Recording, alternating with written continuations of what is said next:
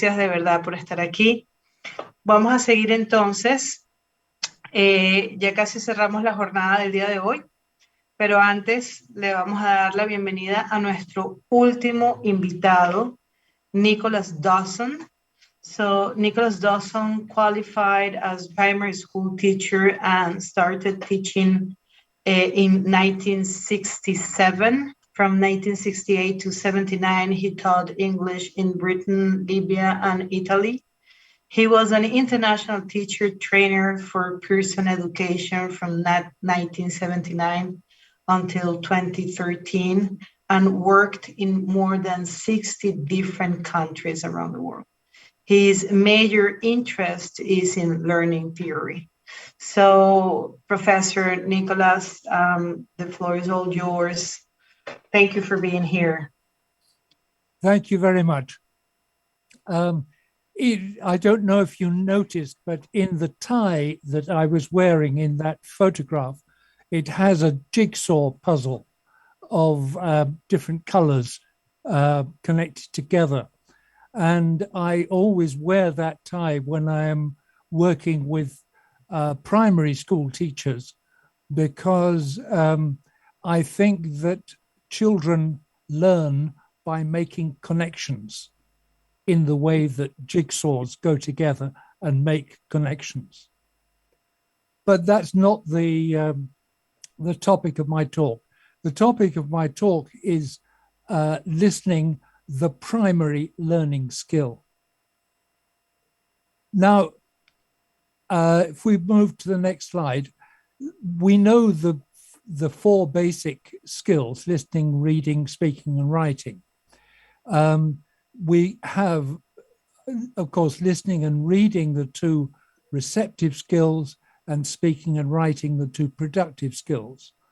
But I think that we should include now viewing, because that is the way in which most of our students experience the world, by viewing videos and by viewing the internet web pages and by through viewing interactions. Now, let's go back to the beginning of listening. Let's go to the next slide. Okay, if we think about babies, babies begin to hear their mother tongue even before they are born, when they are still inside the mother. Because when the mother is speaking in her mother tongue, her diaphragm is moving up and down in order to speak the language, to speak her language. And therefore the rhythms of that language are actually being absorbed by the baby fetus inside the mother, even before the baby is born. But after the baby is born, we don't really expect the baby to start saying the first word until about 11 or 12 months. But before they say that first word, they can already understand many, many different things which are said to them, which are addressed to them. So they can understand about 50% of the utterances are said to them before they actually begin to speak. Now, when the first word comes out, it is very exciting for the parents. According to my mother, my first word was more. Now, do you think that was really my first word? No, I think that my first word was more, because when you are feeding a baby with a spoon, You are constantly putting the spoon in the baby's mouth and taking it out and saying, more, more, more. And babies love intonation patterns. And they are going to imitate that intonation pattern much more quickly than a sort of a statement pattern. So I think my first word was more, more, imitating my parents. Okay, moving on. If we go to the next slide. Okay.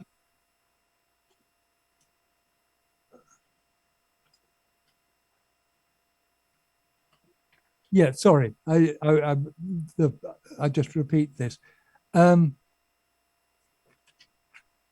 On the next slide about reading, coming up now. That's it. Okay. Babies learn to read by hearing stories read by their mothers, usually just before bedtime or during the day, and so on. Part of reading a story, and stories and books become exciting for children because of the colored pictures. And when you are reading a story to a child, it's a good idea to point to the different characters in the pictures.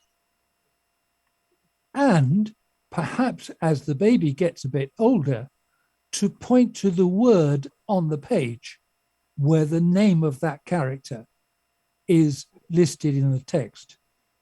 So the child begins to make a connection between those black marks on the page and the language which you are creating.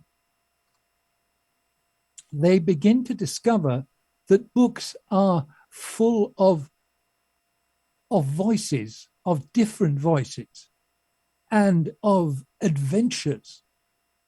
So they discover something more attractive about books.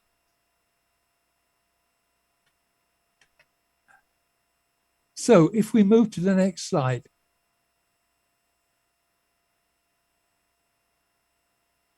If we share a story, as I said, by pointing at the characters in the pictures and pointing at the character names on the page, children discover that books have voices and have adventures. And we see there the child pointing at the book. And it is through touching the book that they begin to make connections between the story in the book and the content of the book itself. If we just move on one more. Okay, essentially there are two types of listening. Listening for comprehension, and this involves very often playing a recording, and then students answer comprehension questions. And that sort of thing is important for traditional examinations. More important is actually listening for interaction, listening in order to contribute to conversations. And that's important for business and for future life. Now, one of the things that we assume is that listening is taking place in the classroom. But in fact, today, a lot of interaction is going to take place by mobile phone. So really, our students ought to be learning to listen through the phone rather than listen face to face. If you listen face to face, then you can see the mouth movements of the speaker. and you can guess what the speaker is saying. One activity I used to use with primary school teachers was, can you identify which day of the week I am saying? Look carefully. Wednesday. Now, just say the different days of the week: Monday, Tuesday, Wednesday, Thursday, Friday, Saturday, Sunday. They each have a different mouth movement. And children learn to look at the teacher's mouth and understand what the teacher is saying by lip reading. One of the things that I discovered only recently when we started wearing masks was that deaf people suddenly could not understand what other people were saying. They couldn't understand because the mouth was covered and they couldn't see the lips. This is why it's very important for teachers always to face the class. Do you notice the way in which your control of the class disappears when you turn to the whiteboard or to the blackboard? You know, when you turn your shoulders around, your control of the class disappears because they can't see your face. Now, listening face to face is a valuable form of listening for interaction, but learning to listen back to back, where you can't see each other's faces, that's a very, very important type of listening. It's the type of listening to a telephone or listening to, let us say, a video or something like this. Now, if we are going to be involved in listening for interaction, we're thinking about listening and responding. On the telephone, on video chat, and things like this. Now, all of you have been involved in having conversations by telephone and video conversations and things like this. How do you have to modify your language when you are having a telephone or video conversation? Any comments in chat?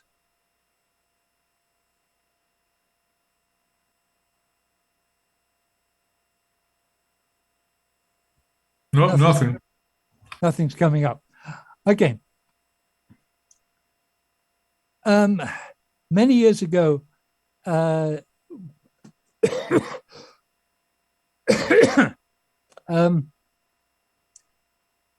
the days when journalists used to telephone their news stories into newspapers,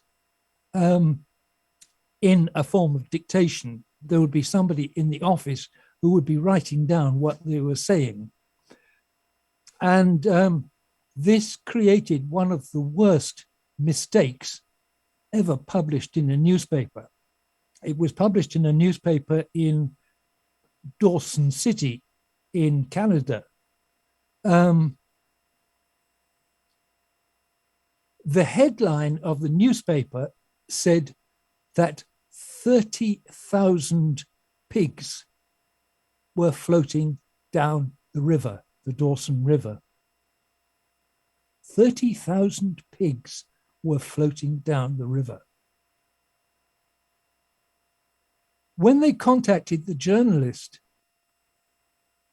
and asked him whether this was true, he said, no, of course it's not true. What I said was 30,000 pigs were floating down the river. 30,000 pigs were floating down the river. And that had been written down as 30,000 pigs had been floating down the river.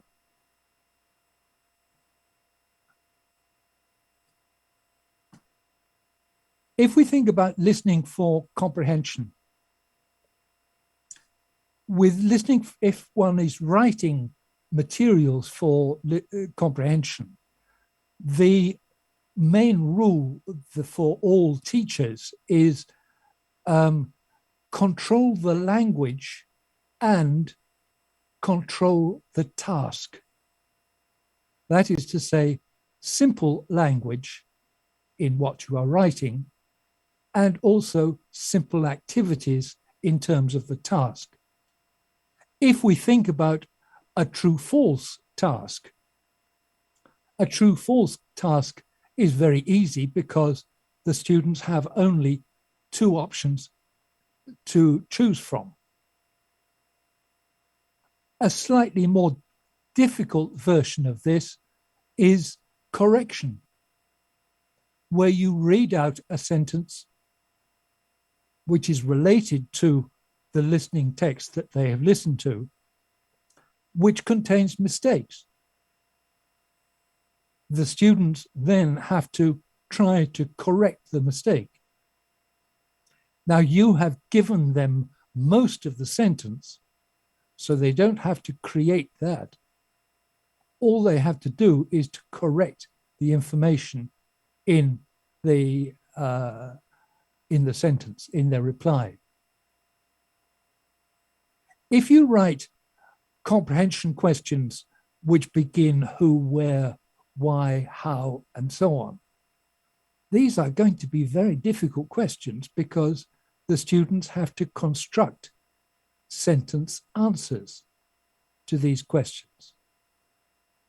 So it becomes, although you may have simplified the text, it becomes a much more difficult task because what the students have to produce is much more difficult.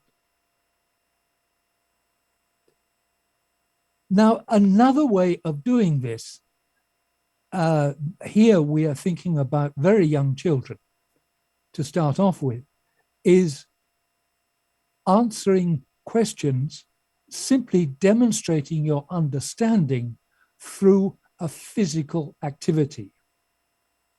So if we go to the next slide,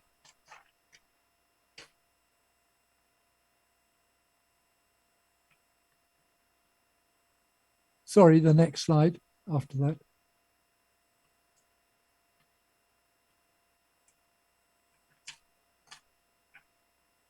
Sorry, the next one.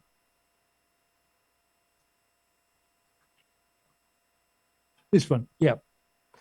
Okay, point to the window, sit on your chair, touch something small, touch your head, open your book, touch your ears. All of those are simple instructions that the teacher can give to the class. And the class can demonstrate their understanding of what has been said by carrying out the activity. It's a good way with a class of young children to begin your lesson with activities like that. Because apart from anything else, they have just come from a lesson which has been done in their native language, and their brains are thinking in their native language. If you carry out a very simple activity like this, they begin to start being accustomed to the English language, to the fact that you are speaking in English. If we go to the next slide. So, if you start your lessons with physical response instructions, they can be made more difficult by adding conditionals. For example, if you can swim, sit down. If there is an M in your name, fold your arms. If you know the capital of Peru, hold up your hand. If you were born in December or April, touch your ear. If you bought chocolate yesterday, touch your mouth. You can see that these instructions can be graded according to the language which you have, to the level of language that the students understand, and the language which you have introduced. So let's just move on.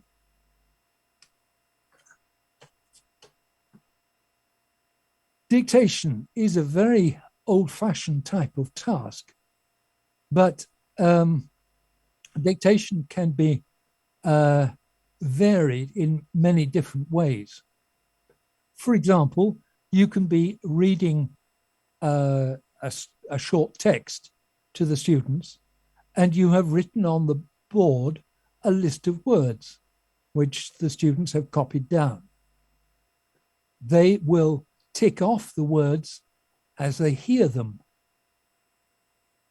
Now, of course, the way in which you make this exercise more interesting is that the words which you've written on the board, the text that you read out does not actually contain all of those words. There are 2 or 3 words which are not included in the text.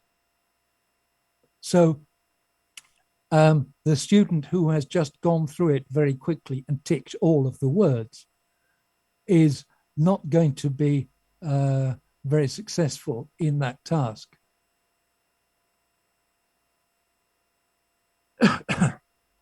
Another example could be reading off a section, number of complex sentences containing numbers. Now, listening to numbers accurately is something very, very important for students in business. So if you hear something like the retail price index has risen by 5% since the start of the year.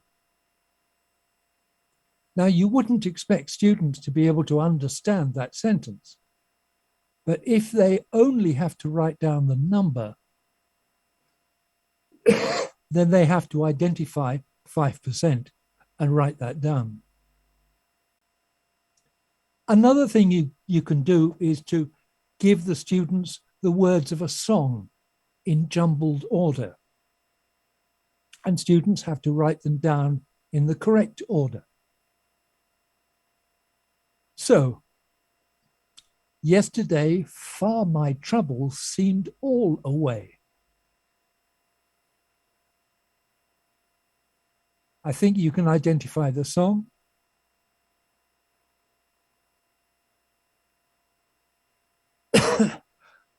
Obviously, the correct reform of the song would be, yesterday, all my troubles seemed so far away. So simply doing this in a jumbled form makes students listen carefully and write down the words in the correct order. And again, they can listen to the song as many times as they like in order to get the in order to write down the correct form. If we move to the next slide,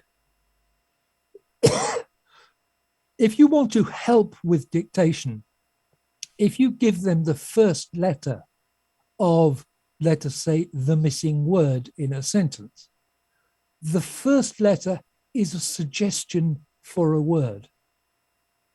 And the dictation then becomes simply a spelling test, not a listening test, but a spelling test. If you give the last letter of each word, then giving the last letter is a confirmation. It's a confirmation that the word that the student has guessed is actually correct because it matches the last letter which you have given.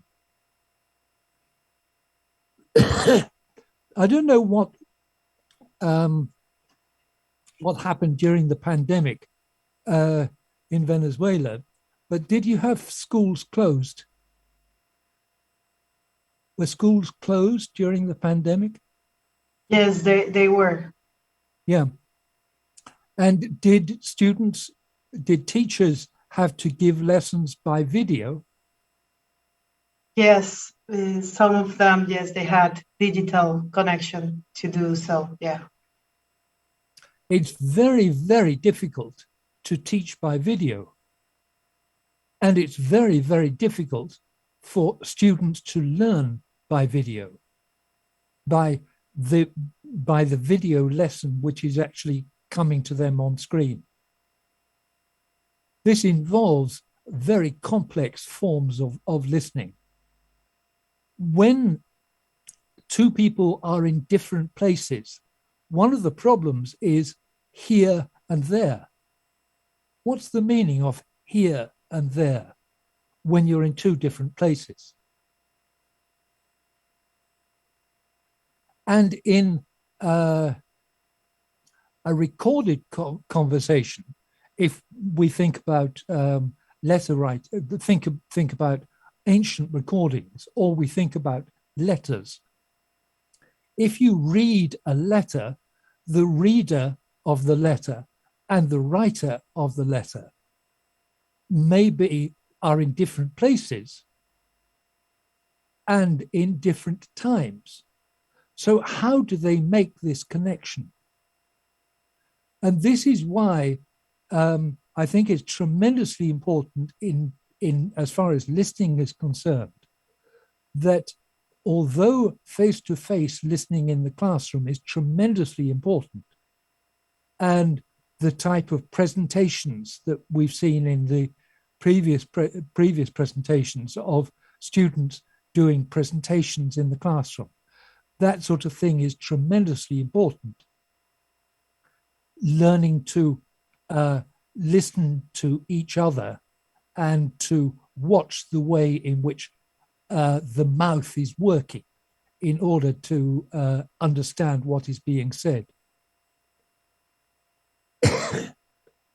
Those things are tremendously important.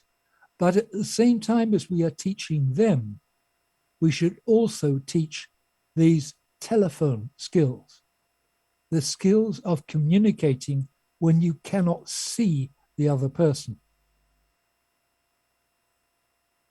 Now, I have contacts all around the world. I have a friend in Medellin, in Colombia, and we contact each other through text message. It's possible we have the technology to speak to each other by telephone, but I know that forming sentences in English is very, very difficult for my friend in Medellin. But if we operate by text message slows down the conversation, and there is more time to be able to create an answer or create a response to what you have read. So conversations by text and conversations by telephone, I think, are tremendously important skills for students to learn.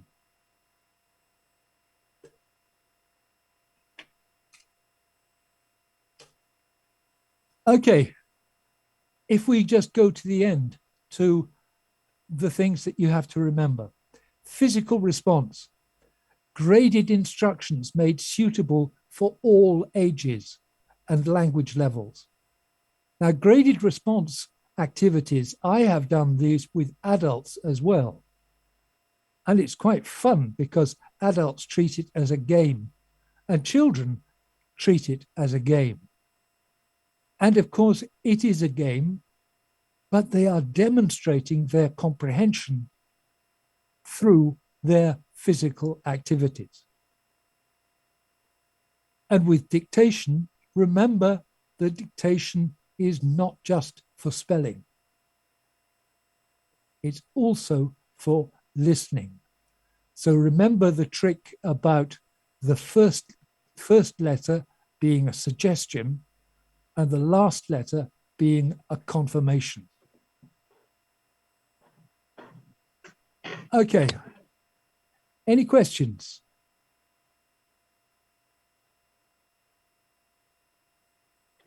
So, do we have any questions for Professor Dawson? Professor, thank you very much. That was amazing. Thank you very much, and thank you for being part of our today's fair. Thank you. Okay, I'd just like to mention to everyone that at the moment it is 19 minutes past midnight for me.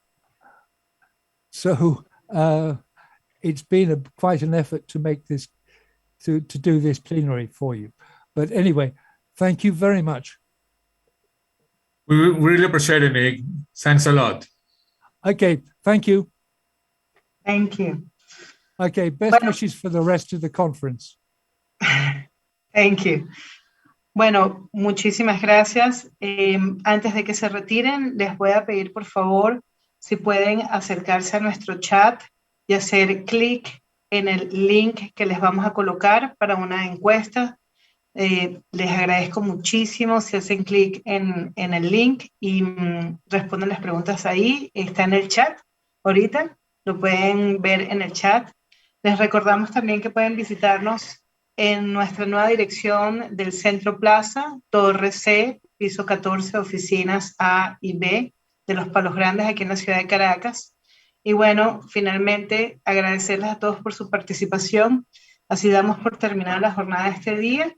Les agradecemos profundamente a cada uno de ustedes por acompañarnos el día de hoy. Los esperamos mañana, el viernes, a partir de las 4 p.m. y recuerden @ocercobooks en Instagram.